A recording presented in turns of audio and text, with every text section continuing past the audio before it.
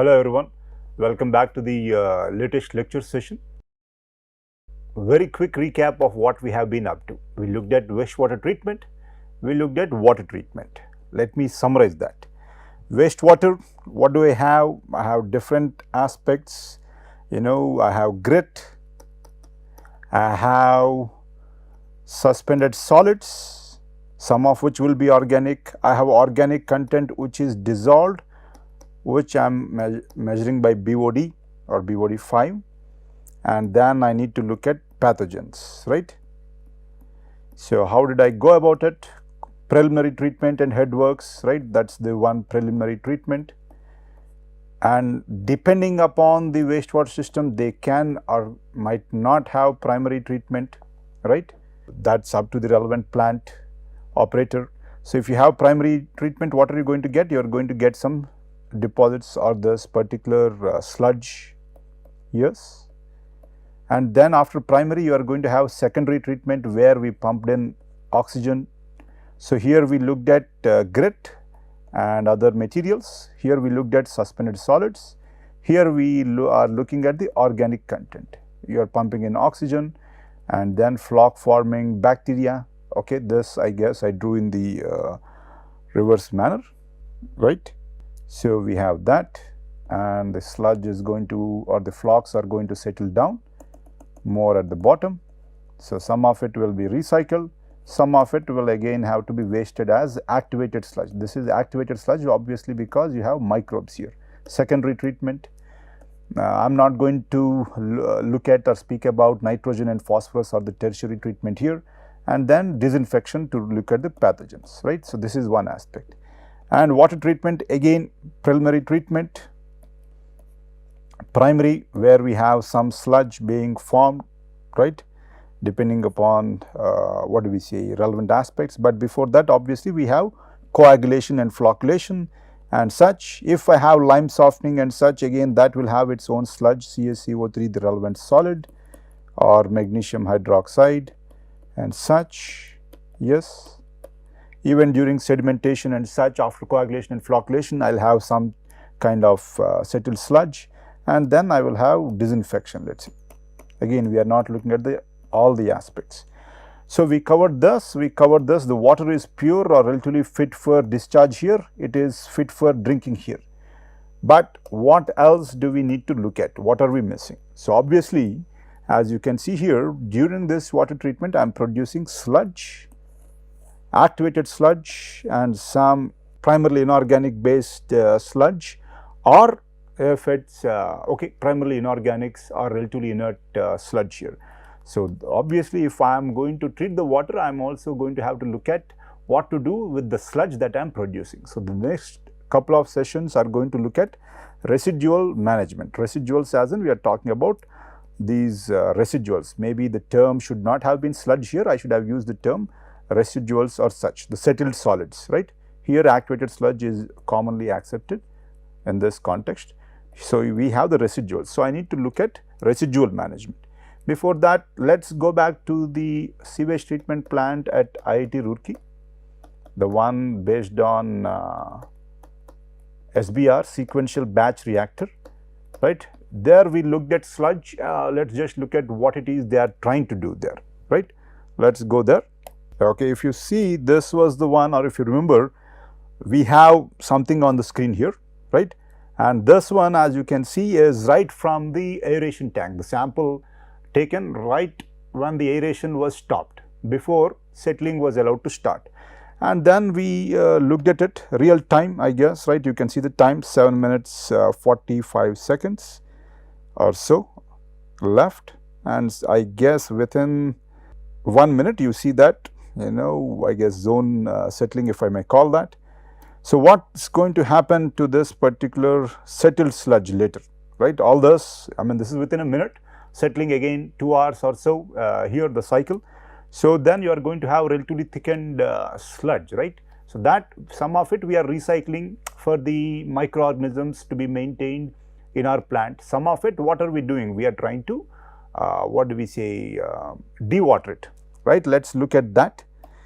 Let me look at that picture. Okay, if you remember this, Let me play it from the UV system. This was the UV. We are done with water treatment. Water is being discharged from here. We are disinfecting the water here with the UV, right? That we are done with. So, what next? We also need to look at the relevant sludge. So, here you see the sludge dewatering machine. I guess sludge is coming via this particular system out here. So, here they are conditioning it. How are they conditioning it? They are adding a coagulant, right? I think a polyelectrolyte here, right? Maybe alum, probably alum, and then they are going to have the dewatering what do we say, equipment here. I think it is a belt press if I am not wrong. So, let us see what we have. Let me try to slightly press through that. Okay. So, again what do we have? We have sludge, but here you see the solids concentration is relatively higher than the effluent or the supernatant, but you still can't dispose that. Why is that? Because this is cells, right? Microbes, cells. You won't have a lot of pathogens. You will still have some pathogens though. Typically in this microbial community that thrives, pathogens relatively less, but you can still have some pathogens. And more importantly, as I was mentioning, this is cell, right? Organic matter, mass, cell mass or organic content. So, if you just leave that out there, again that is going to degrade. You are going to have issues with smell, flies, right? And if it has pathogens, that is going to be an issue too. And if it is from common effluent treatment plant, you can even have heavy metals in that sludge, not in the activated sludge. So, what do I need to do? I need to treat it further. So, that is what we are going to look at. Or I first, before treating it, or maybe transporting it somewhere for processing or such, one aspect that is typically looked at is dewatering. As the name indicates, you have sludge with some solid content and a lot of water, still a lot of water. It is like a slurry, right? What are we trying to do? We are trying to dewater it. That is what we are doing here. Let us just look at that though, right? I guess it is a filled belt press here. Let me just try to go ahead. So, here what are we adding? We just looked at that particular picture. So, sometimes you will have to condition it, or you can condition it rather. So, here they are adding the alum, if I am not wrong, coagulant.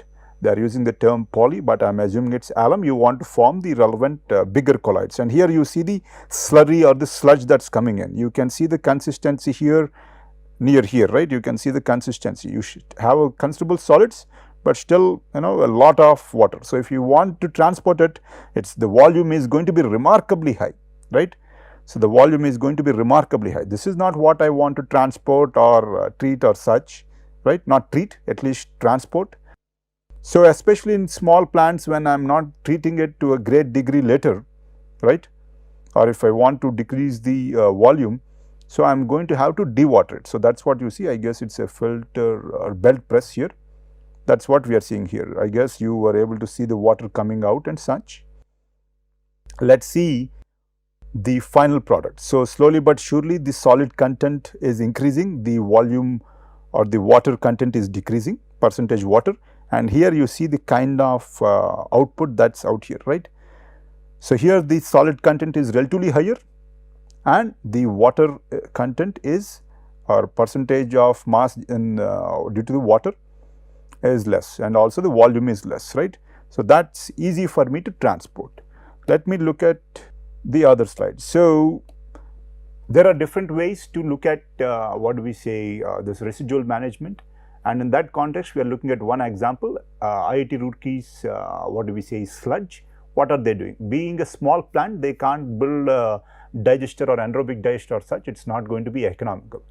But obviously they can't throw it out there because of obvious issues, decomposition, relevant vectors like flies and such coming in, right. So, what are they doing? We have a pilot scale rotary drum composter. So, this is glorified composting technique. So, you have a rotary drum that rotates from time to time. Why does it rotate? Here we are looking at aerobic decomposition, right, aerobic degradation. You are again supplying air, the relevant process, right, oxygen, right, and you are going to provide oxygen rather than turning it manually or in windrow piles or such. Here you are doing this in that rotary drum composter where the kinetics are higher. So, on the left you are going to feed this particular sludge with some of the solid waste that is coming in with our from our IIT Roorkee. So, this is not dealing with only sludge or primarily not designed or built for sludge, but some of the sludge, only some of sludge, and mostly this solid waste from IIT Roorkee is being put in here, and then you are going to have what we say composting occurring. Again, this is rarely used, but I wanted to mention what's that you can do a lot of permutations and combinations and come up with your solutions, right? So again, here it's now you see the sludge, I guess. So what do we have in composting? Again, you have microbial content which they are trying to get by some of this what do we say sludge, and you need to have carbon, nitrogen and phosphorus. Carbon, you see the relevant leaves and such good source of carbon, and nitrogen and phosphorus typically your kitchen waste. So after that, what can you do? This is the solid waste, but again let's skip this. This is this case in India everywhere, and then you can get this kind of relatively stable compost, right? This is what is compost. This is good fertilizer for your relevant plants, right? High in nitrogen and phosphorus, relatively low biodegradability, right? So it's pretty inert. Let me look at a better picture. Okay, there you can see that now, right? So this is pretty good fertilizer, but again keep in mind that it depends on who is treating it and to what extent and such, right? Why is that important? For example, I came across a case where I think common effluent treatment plant was trying to sell its sludge as what do we say fertilizer for farmers. There it's a common effluent treatment plant, meaning typically catering to industrial wastes. Their heavy metals are going to be high. So if I just compost it, heavy metal concentration is not going to decrease, and typically all that sludge from the common effluent treatment plants is supposed to go to a hazardous waste landfill and should not be sent to the farmers. So these kinds of things you need to look at. So let's look at it. Compost, people are trying to sell this, right? Let's see if we have the relevant composition here. So composition, okay, there is the composition. pH relatively neutral. Moisture content, yes, you still have moisture. Nitrogen, let me see if we have a better, okay, nitrogen 2.0%, nitrogen and phosphorus, let's see, right?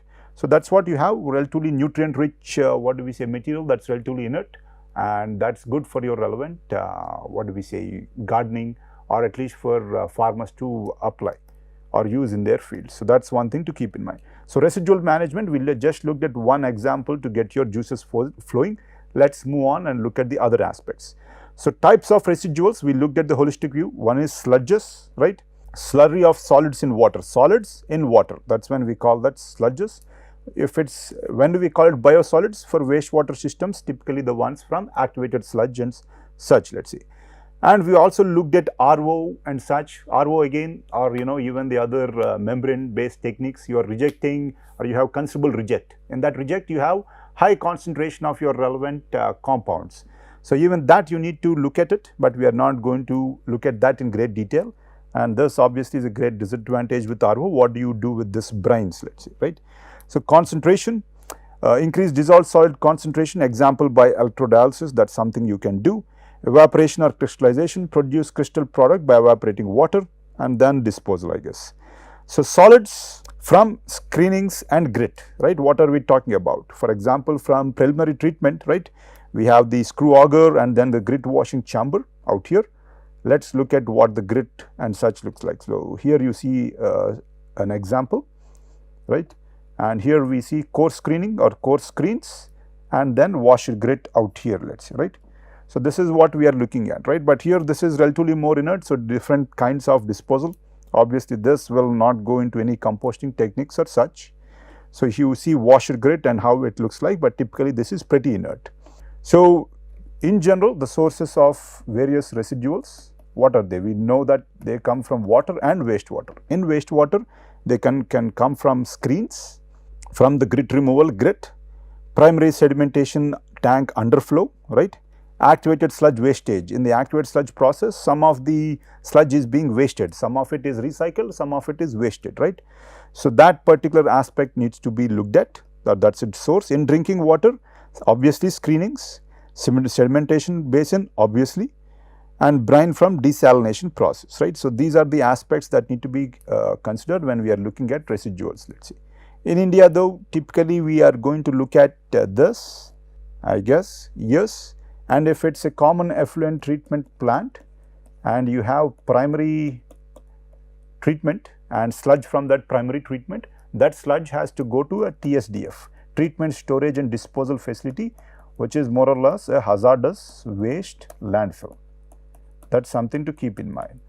But the law doesn't say that after biological process the sludge has to go to a landfill, but the issue is after biological process, depending upon the kind of influent characteristics of the water and the heavy metal concentrations in the influent wastewater at this common effluent treatment plant, the sludge can have high concentration of the heavy metals. That's something to keep in mind, I guess, right? Maybe that's going to change soon. So let's move on. So properties of this residual or the sludge that we are looking at, what is it that we are looking at typically? Primary sludge, if it's from primary sludge, so mostly are consumable organic solids, grit, inorganic fines, some of it, and it's pretty odorous and it's a slurry. Solid concentration, you can understand that it's not very high, but this itself is high enough, right? Solid concentration is 4 to 6% and organic content is high, right? Volatile suspended solids 60 to 80%, right?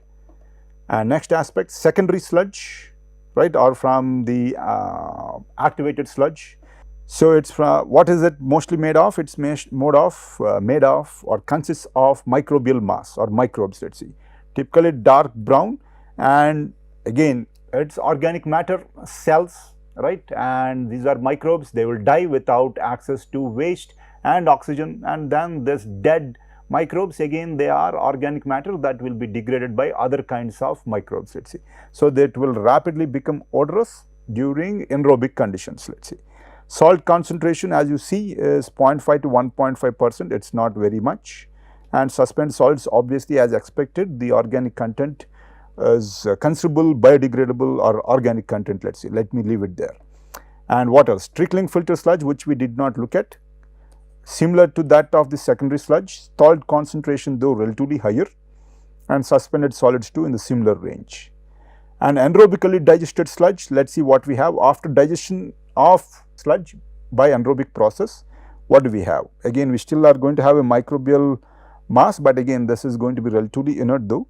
Solid concentration, as you see, is increasing, and suspended solids concentration is or percentage is decreasing.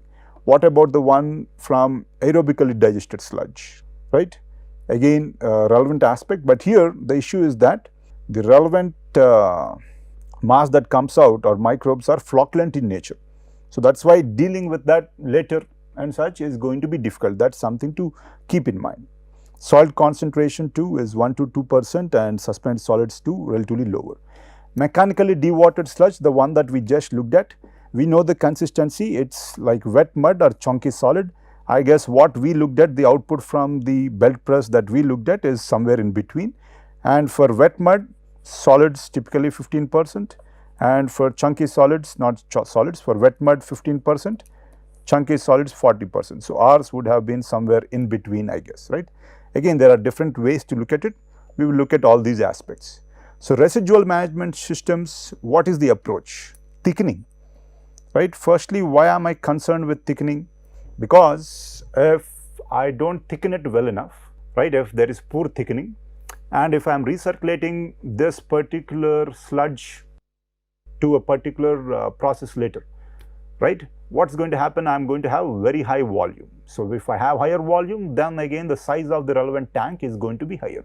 So this is something to keep in mind. So you want to have good thickening so that the volumetric flow rate, with that considerable or relatively less volumetric flow rate, you will have more mass being transported. That's something to keep in mind. Thickening is something that you typically strive for during your settling tanks and such. And then stabilization. This is not required for inert, residuals, especially for water treatment or from water treatment. But if it's activated sludge or even sludge from primary treatment of your wastewater treatment plant, that's considerable organic content, right? So that's biodegradable, and that will lead to, or is putrescible, let's say, right? So that's something you have to look at. So you'll have to stabilize it before you can dispose it. And one aspect is conditioning, as in you are going to condition it or you are going to prepare it so that it can be dewatered. That's something to keep in mind. So dewatering, we looked at that particular aspect. We are removing the water as much as possible so that it's relatively more compact and easy to handle, right? And obviously then we are going to look at disposal.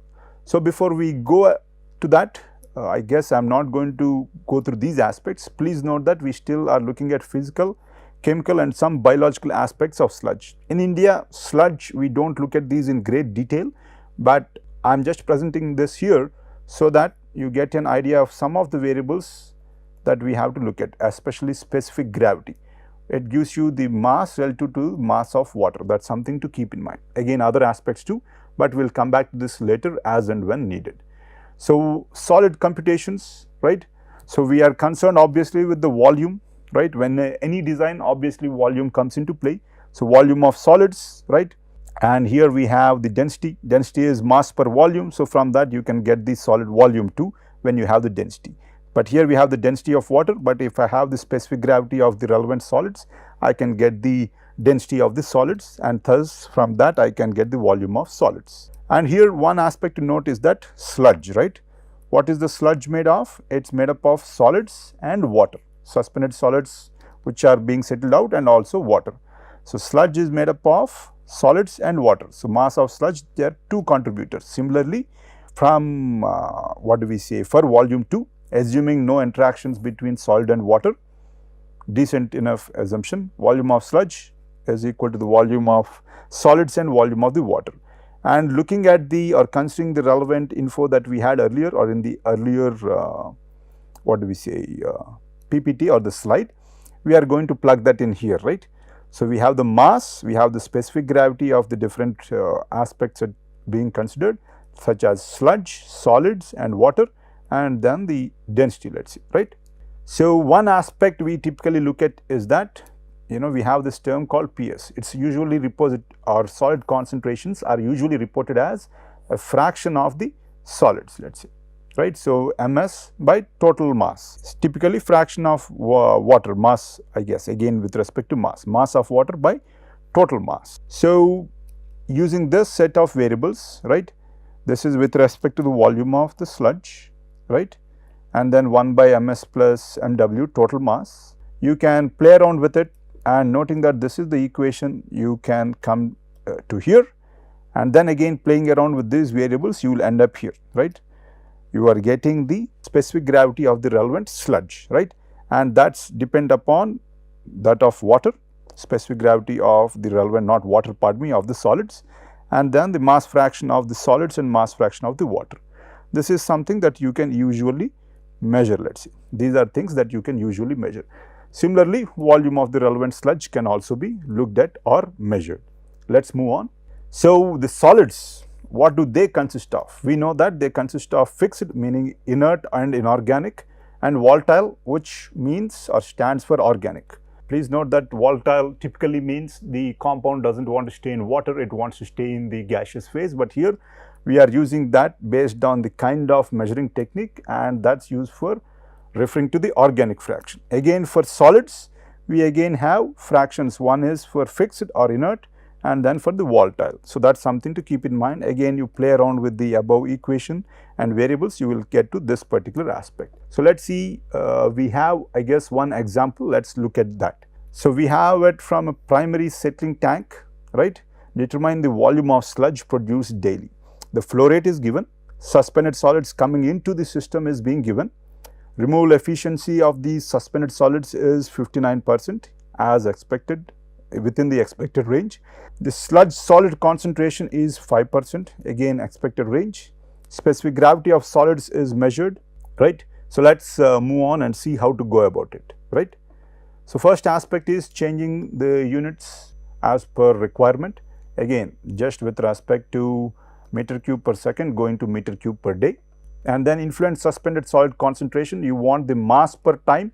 Here you have volume per day and milligrams per liter. This I want to convert into milligrams per meter cube. So, that is what, or grams per meter cube. So, that is what is being done here. If there are any numerical errors, you can correct that here, but we are just looking at the approach. Then the flux, let us see, or I should not maybe cause that flux here. Let me not call that flux. Suspended solid mass flow per day, right, or mass being generated per day. How much is that? It is kgs per day, 3628 kgs per day of suspended solids, let us see, right, are coming in per day. And removal efficiency we know is 59%. So, mass of solids that are being settled out or removed in the primary settling tank or sedimentation tank, it is going to be 59%. So, 59% of this 3600 seems to be 2410 kgs per day, that is the sludge, right. And in not the sludge, this is the solids. I should not have said sludge, this is the solids. But what is the solid concentration in the sludge? It is only 5%, right. That is something to keep in mind. This 5% is from this particular solids. So, sludge will have 95% water content and 5% solid content. These are the variables that are given in a way when they mention 5% solid content.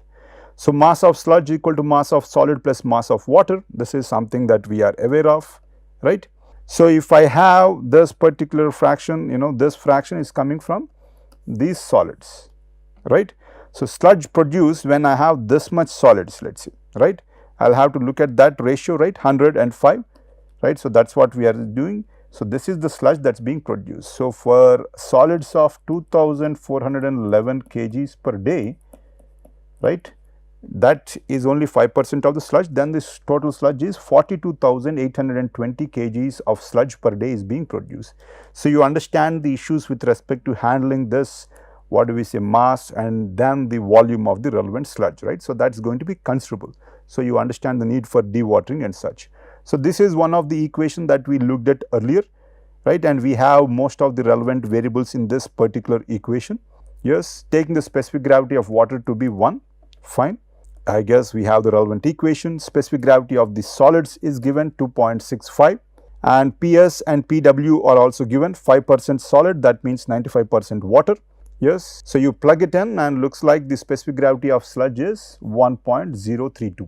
So, slightly higher than that of water, denser than that of water. So, density of sludge, specific gravity times density of water, which is the reference. So, we are going to get the density of the relevant sludge. So, volume of sludge produced per day, right, mass of sludge produced per day by density of sludge produced per day. Density is equal to mass by volume. So, if I want volume, it is mass by density. So, I guess I have the mass of sludge that was produced from the earlier case and the density was calculated.